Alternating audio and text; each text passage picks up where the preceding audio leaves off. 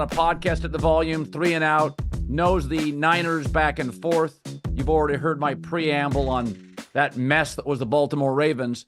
All right, 34-31, Niners' second Super Bowl in 5 seasons, overcame a 17-point lead. So Dan Campbell's going to get, barbecued because of his play calling.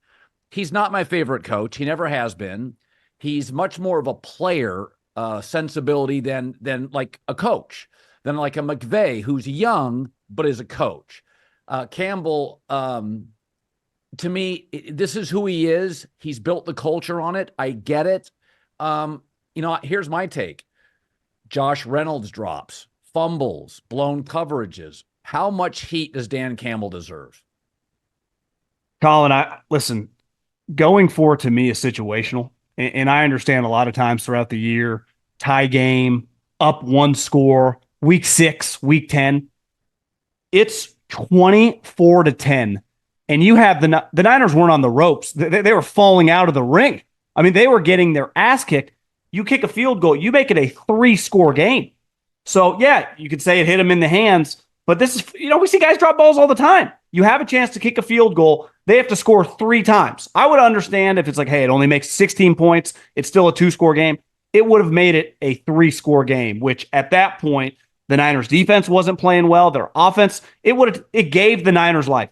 And let's face it, the Niners had no life because Purdy was up and down in the first half, mainly down. Defense was atrocious. He didn't have to go for it on 4th down in the first half because he was getting first downs on like 2nd down every single series, right? They were like 5 of 7 on 3rd down. He was killing them. I've said this to you and on FS1 10 times this year. The star of the Lions is Brad Holmes, the GM. It's not the quarterback. It's not Dan Campbell. He's not McVay or Shanahan. And Goff isn't Patrick Mahomes or even Herbert. He's one of the last true pocket guys in the league. I mean, Purdy looked like Lamar Jackson in the second half compared to Goff. So my takeaway is I still think the strength of this team is not the coach or the quarterback, though I really do like Goff. It's the players. They remind me of a younger version of the Niners. But, I think if you'd have said all year long, what worried you about Detroit, it never would have been the talent. Everybody's secondary gets gashed. I mean, the Chiefs are one of the few teams you would have said, oh, Dan Campbell's coaching or Goff doesn't come through. Wasn't that sort of what happened? I will say this, though, Colin. It does come down to your coordinators, in the playoffs. We saw it in Baltimore and Kansas City, right? This game, Ben Johnson, the offensive coordinator, was by far the star of the game through 2.5 quarters. He was unstoppable. And you have a chance to me, the two making it 17 points. Now, listen, Kyle said at the beginning of the week, this is part of playing Dan Campbell. He gets it on you. It can be crushing. But if your defense gets it and you're in a position where you're down, it swings it. And it swung it. And I'm with you. Like, listen, Dan Campbell's not calling the plays, right? Dan Campbell is there to give the thumbs up or thumbs down on that. And I'm a huge believer in he did the right thing. It's not about the end result. Bullshit. This is an end result sport. And when you don't get it in a win or go home situation, I have no problem during the season. I do think situationally, second half, NFC championship, when you're beating the crap out of a team and you're the underdog, 7-point lead, I would kind of understand it. Like, really try. You're up 14 points, Colin. I mean, the 17 points, it would have deflated the 49ers. But that swing gave him life. But like you said, Dan Campbell lives by the sword, and sometimes the sword gets stuck right into his belly. So I thought it was interesting because, Brock Purdy, I think, he's a fairly limited thrower. He's okay. The pocket collapsed. He threw a really ugly pick at one point in the game. I have it written down some here. It was Brock Purdy in the second quarter. Pocket collapsed. And he's just not the kind of guy that can sit in there, stand over it. He's small without a huge arm. But I did think in the second half, and it felt like he was told by Shanahan, they do some man-to-man here, run. Because it looked very intentional to me by Brock Purdy in the second half. Like, it wasn't just, hey, I'm gonna go. He played with a script in the first half, wasn't working. Second half, it almost looks like Shanahan said, listen, don't be afraid to move. Okay, don't be afraid to move. It'll soften up the defense. That's what it looked like to me. Do you think it was just him going, or there was some intention to it?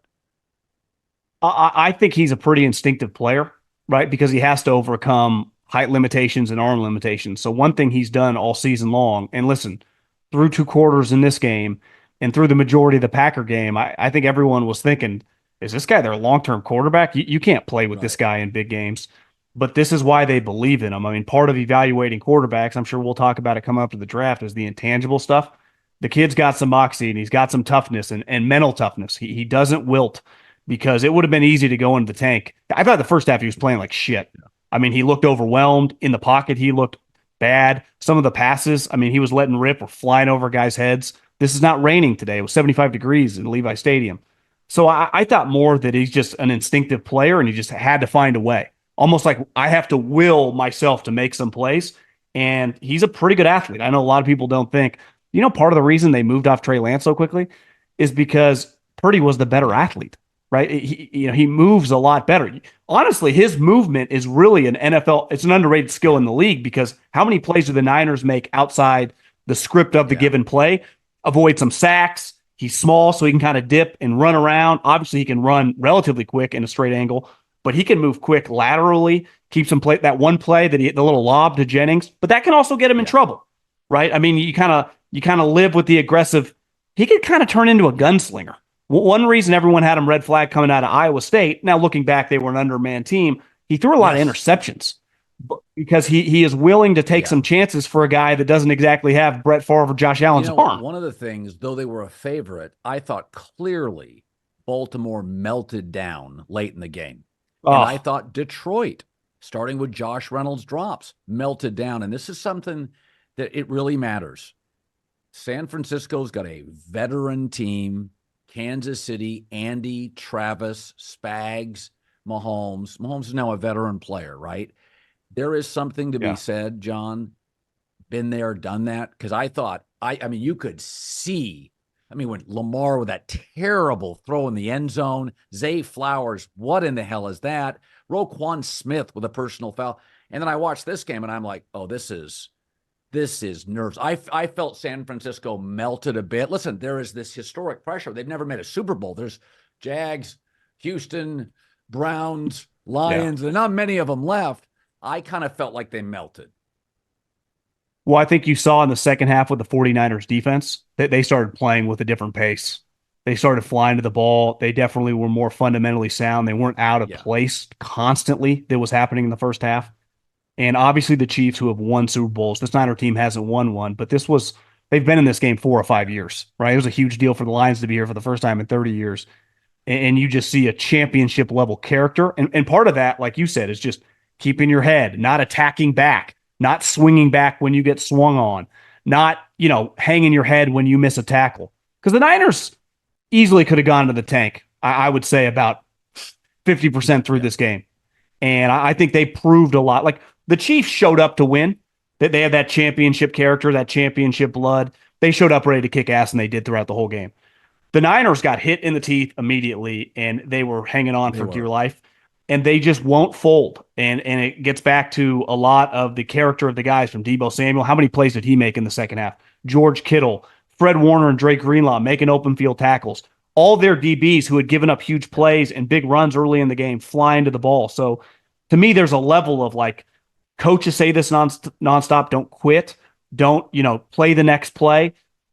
These games come down to small. Even the Chiefs-Ravens game, the score it wasn't big, right? 17-7. You're a fumble and a touchdown away from being right in it. So you can't get down on yourself. You can't mail in plays.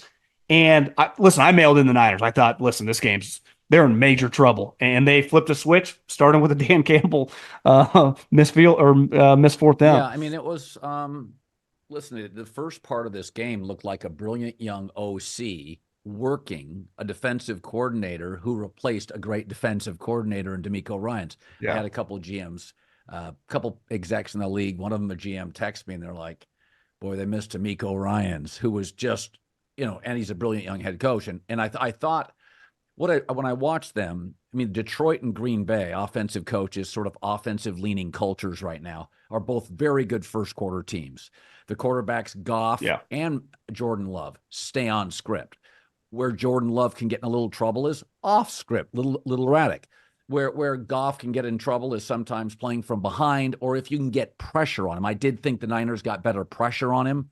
But if you go back to the first half of that game, that was a lot of Ben Johnson. First of all, Goff had all day. They were running, so the Niners couldn't pin their ears back. It is interesting. I mean, I think my takeaway in both games today, the one thing I'll say is, for a 7th round last pick and for an undersized guy, Purdy has been in so many games, high school, college, and now pro. He's just had so many snaps that he's just kind of situationally, I see no high or low with him. I mean, if he goes to the podium, John, he's unemotional. I've never seen him smile. Yeah. He smiles less than Kawhi Leonard. Like he's just like, he's just kind of static. That's not a terrible quality. He's not very emotional. Very mature guy. I mean, he's engaged at 23, 24 years old. I mean, I would say that's not typical for NFL quarterbacks in 2024 in the modern day culture. One thing, speaking of the two quarterbacks in the second game, if you just put him in a pocket untouched, Goff throws a better ball. You can see much easier. He's 6'5". But the game, as games get uglier and as you can generate some pressure and things it's football. Things don't go as planned. You need to be able to make some plays with your legs. Jared Goff just cannot. Kirk Cousins cannot.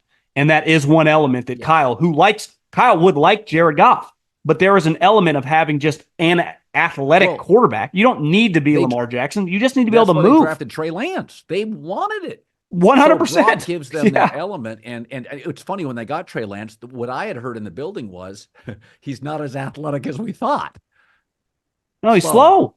And that's there are always a thing in scouting about time, speed, or athletic ability. If you went to watch a guy play basketball or a guy at the combine, the combine's in a month or whatever, all these guys run fast 40 times. And then there are guys like St. Brown, who I don't know what his 40 time is, but he plays really fast. Debo runs a 4.55. Well, put the ball in his hands, no one catches him, right? So I don't know what Brock Purdy runs, but I know when he scrambles or when he moves behind the pocket, he moves fast enough to get away from some guys. Now, he can't run away from everybody, but his play speed is really good. And this gets back to instincts. And to me, instinctive football players, the Lions have a lot of them. I mean, they really do. They have a fast team. So do the 49ers. Fred Warner plays really fast and Dre Greenlaw play really fast because they're instinctive players. I mean, they're good athletes, but when you can read and you know what's coming, I mean, these players in the NFL have been talking about this in the history since I've been alive, about knowing what's coming, preparing. It helps you play faster. And then there's the upper level of like the truly great instinctive players.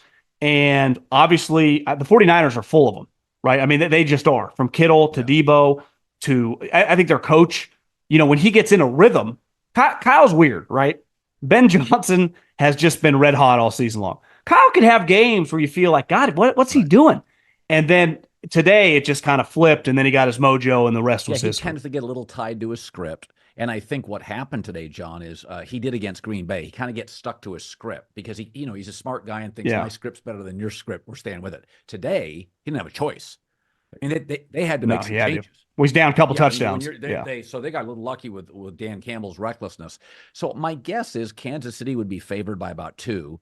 I think Niners, line's already out. It's the other way. Niners are favored by 2, which is insane. 2.5. I would take Kansas City, wouldn't you? I mean, you can't bet 2 weeks for Andy Reid to prepare. Look at the numbers. I don't know about you. I was kicking myself. I put money on the Ravens, and obviously, I mean, shit, Andy Reid had me to his house for Thanksgiving. I've seen the guy up close, and I can't believe I did it. And you knew right away. You're like, how did anyone even think that the Chiefs didn't have a chance?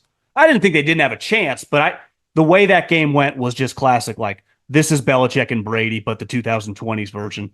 And it was just, I would never bet against this team. Now, I do think the 49ers, in theory, should be much more mentally capable. The Ravens melted down, neutral site. They're better in a dome. But Mahomes, I don't know if you saw the stat. He has as many playoff wins now as Elway and Peyton Manning. He has as many playoff wins at 28 years old as Peyton Manning and John Elway's career. He's 2 away from Joe Montana. Here's what's remarkable.